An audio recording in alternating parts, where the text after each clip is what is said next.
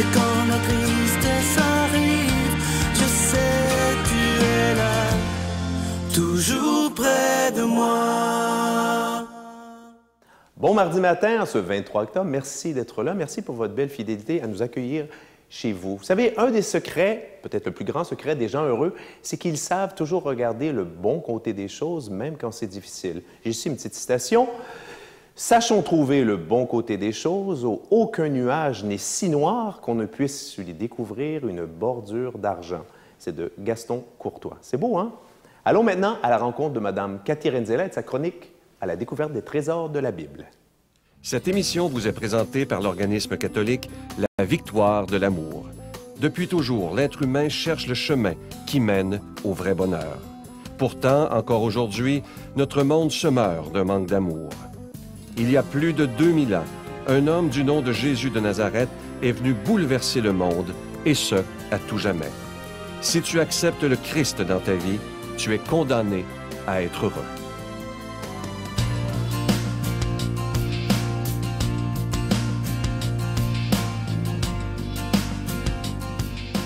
Bon matin à tous. On commence une nouvelle série sur le fruit de l'esprit. Alors, on prend notre Bible dans Galates 5, versets 16 à 22. L'apôtre Paul nous dit « Marchez selon l'esprit et vous n'accomplirez pas les désirs de la chair.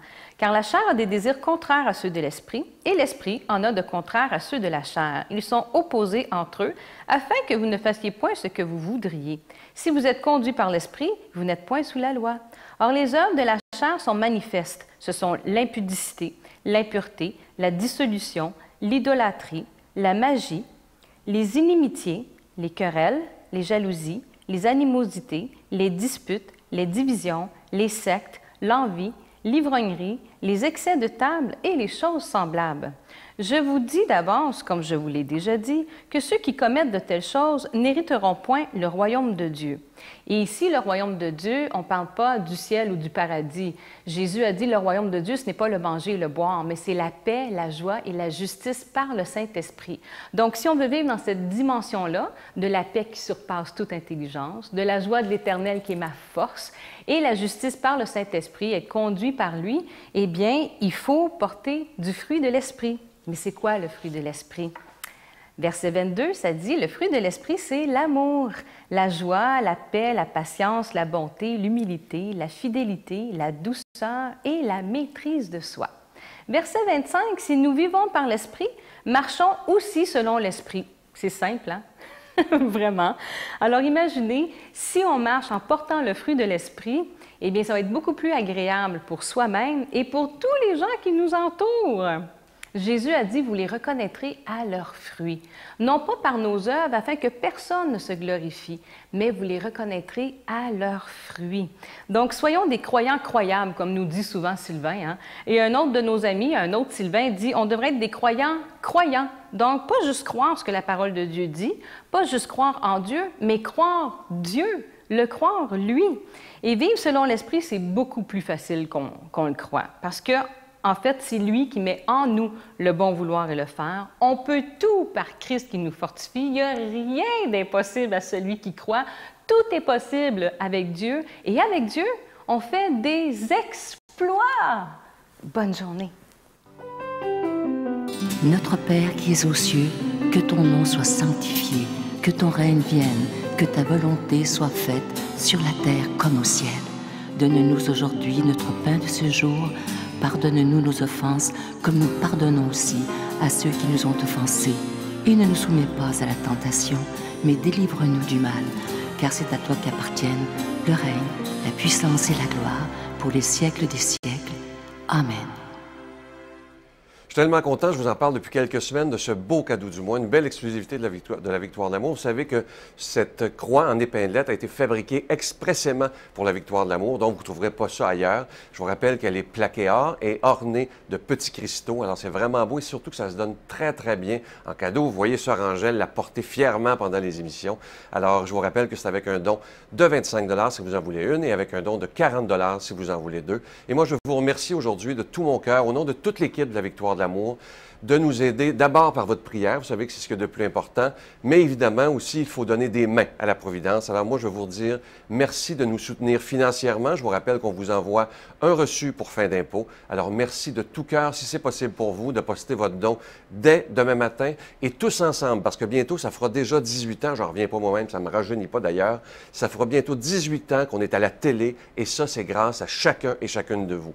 Je vous donne l'adresse en vous disant merci de tout mon cœur. La Victoire de l'amour, casier postal 120, succursale Boucherville à Boucherville, le J4B 5E6, je vous la redonne. La Victoire de l'amour, casier postal 120, succursale Boucherville à Boucherville, le J4B 5E6. Également par téléphone du lundi au vendredi de 9h à 16h dans le 514-523-4433, 523-4433 ou sans frais, le 1-888-811-9291.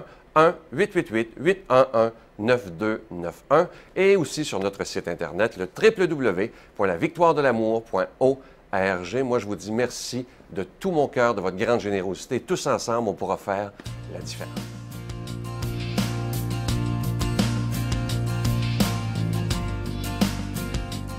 Dans la parole de Dieu qu'on va attendre aujourd'hui, on va réaliser que Jésus a vraiment bien pris le temps de former ses disciples en leur donnant des recommandations très claires sur ce qu'il attendait d'eux, notamment sur l'attitude, je dirais, fondamentale qu'ils devaient avoir à l'égard de Dieu comme chrétiens. Donc, demandons à l'Esprit Saint de venir en nos intelligences et en nos cœurs pour les ouvrir, afin que cette parole de Dieu porte du fruit dans notre vie, qu'elle nous transforme et nous fasse vivre. Jésus disait à ses disciples: « Restez en tenue de service et gardez vos lampes allumées. Soyez comme des gens qui attendent leur maître à son retour des noces pour lui ouvrir dès qu'il arrivera et frappera à la porte. Heureux les serviteurs que le maître, à son arrivée, trouvera en train de veiller. Amen, je vous le dis, il prendra la tenue de service, les fera passer à table et les servira, chacun à son tour. S'il revient vers minuit ou plus tard encore et qu'il les trouve ainsi, heureux sont-ils. » Acclamons cette parole de Dieu, louange à toi, Seigneur Jésus. Alors, je l'ai dit maintes fois, depuis que j'ai le bonheur, l'immense privilège d'animer les matins de Dieu, Jésus a été un rabbi, un maître spirituel, un formateur de chrétiens extraordinaire. Vous allez me dire, c'est normal, il était Dieu. Ben oui, certainement. Mais ça prenait justement Dieu pour bien former les premiers chrétiens, afin qu'eux-mêmes donnent l'exemple et forment bien à leur suite jusqu'à aujourd'hui. Donc Jésus, évidemment, des fois va donner des conseils, je dirais, très pratico-pratiques. On l'a entendu il y a quelque temps, n'emporter ni sac, ni sandales, ni seconde tunique, ni argent, aller comme ça par les routes. Mais Jésus va surtout préparer, je dirais, le cœur et l'âme des premiers chrétiens. Et sa parole résonne jusqu'à aujourd'hui parce que les paroles de Jésus valent, valaient hier, valent aujourd'hui et vaudront encore demain. Donc, il les a préparés comme ça, je dirais, il a formé leur attitude fondamentale. Donc, vraiment, l'attitude foncière profonde qu'ils devaient avoir avant même de se poser des questions sur est-ce que je dois apporter une deuxième tunique. Et cette attitude fondamentale, elle ressort ici extrêmement clairement dans l'Évangile qu'on entend aujourd'hui. Restez en tenue de service, gardez vos lampes allumées. Bon, au fond, qu'est-ce qu'on doit comprendre de ça? C'est que, évidemment, Jésus est notre maître. Nous sommes ses serviteurs, tenus de service, n'est-ce pas? Donc, les croyants doivent se mettre au service de Dieu. Et nous, on le sait aussi, parce que dans le premier des commandements, c'est « Tu aimeras le Seigneur ton Dieu de tout ton cœur, toute ton âme, toutes tes forces, et ton prochain comme toi-même. » Donc, c'est le service de Dieu, mais c'est le service aussi de nos frères et sœurs. Je ne suis pas prêtre, je suis professeur et je suis animateur avec vous, mais je suis, j'espère, au service à la fois de Dieu et de vous à travers mes actions. Donc, on a vraiment une double dépendance à l'égard de Jésus. Et ça, je pense qu'il faut le reconnaître. Et je dirais que les incroyants, les athées ont beaucoup de difficultés avec ça.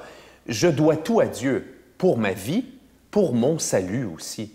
Donc, n'est-il pas normal, dans l'ordre juste des choses, que reconnaissant cette dépendance vitale double à l'égard de Dieu, que je lui remette ma vie, que je lui remette mes projets. Donc, très important comme attitude. Aussi, Jésus ajoute, Soyez comme des gens qui attendent le retour de leur maître. Ça veut dire quoi, ça? Pas des gens assis, des gens blasés, des gens repus. Non, des gens qui sont ouverts, qui sont disponibles, qui sont tendus vers quelque chose. J'attends quelqu'un. Hein, c'est une attitude de fébrilité, là. C'est pas « Ah, je suis blasé, il n'y a rien à faire ». Non, je suis toujours, voilà, dans une attitude de disponibilité à l'égard de Dieu. Et ça, ben voilà, concrètement dans notre vie, ça veut dire quoi? Comment ça doit se traduire? Mais c'est qu'on doit vivre dans la présence de Dieu. Oui, Jésus n'est pas là dans notre vie tous les jours pour nous apparaître, mais il est là. Et dans la prière, on entend comme ça, on sent l'émotion de l'Esprit Saint, l'émotion, pas l'émotion, mais l'émotion qui nous pousse à faire telle chose, à dire telle parole réconfortante à une personne, à faire tel geste de charité qui soulagerait une misère, une tristesse, je ne sais quoi. Donc Jésus est vraiment là. Il faut être tendu vers lui. On est en tenue de service. On est là vraiment pour répondre à ses appels très concrets.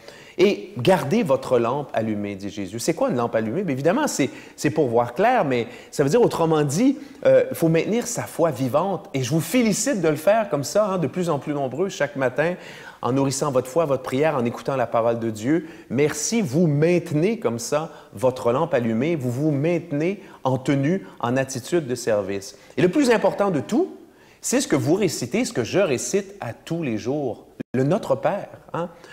Que ta volonté soit faite et non la mienne. C'est ça aussi être en tenue de service, parce que qui dit service dit serviteur. Et au fond, on a de la difficulté à comprendre ça, mais nous, on tient à nos projets, à nos plans, à mes affaires. Puis on fait une erreur grave quand on fait ça, parce qu'on oublie que Dieu, c'est pas qu'il veut nous arracher nos affaires, mais il veut nous proposer quelque chose de mieux encore. Hein? Le plan de Dieu, pour nous, c'est un plan de bonheur. Donc, je me résume, restons en tenue de service, soyons tendus à l'écoute de Dieu, prêts comme ça à servir et Dieu et nos frères et sœurs. Et ça, je suis profondément persuadé, c'est vraiment le secret du bonheur. D'ailleurs, il nous le promet. Le bonheur sur terre, on est heureux, et aussi le ciel après. Je vous salue Marie, pleine de grâce. Le Seigneur est avec vous. Vous êtes bénie entre toutes les femmes, et Jésus, le fruit de vos entrailles, est béni. Sainte Marie, Mère de Dieu, priez pour nous pauvres pécheurs, maintenant et à l'heure de notre mort. Amen.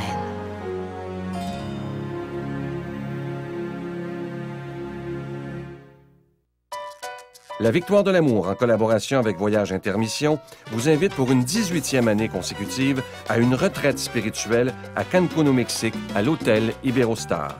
Venez vivre des moments de ressourcement inoubliables en compagnie de l'abbé Donald Thompson, le retour de l'unique sœur Angèle et moi-même. Enseignements et célébrations eucharistiques à tous les jours, du 19 janvier au 2 février 2013. Je vous invite à réserver rapidement avec Voyage Intermission au 514-288-6077, 288-6077 ou sans frais au 1-800-465-3255, 1-800-465-3255. Les profits de ce voyage sont remis à la Victoire de l'amour.